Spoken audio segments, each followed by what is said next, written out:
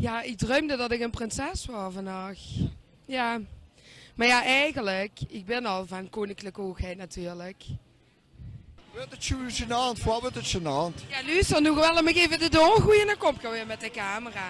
Je weet dat ik niet af van al die royalty. Nee, hè? Maar ja, je geeft me geen keuze, moet je me geen interviews dan ik maken weer in de privé.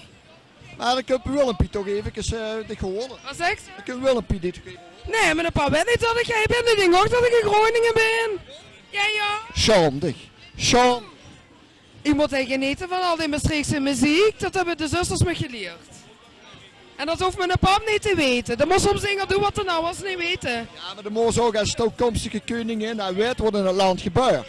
Ik weet heel goed wat in het land gebeurt. Maar het is belangrijker dat ik weet wat in Maastricht gebeurt. Dat is wel belangrijker. Maastricht is een van de schoonste steden van gans Nederland. En voor Wieterboete. Wieterboete. Wieterboete.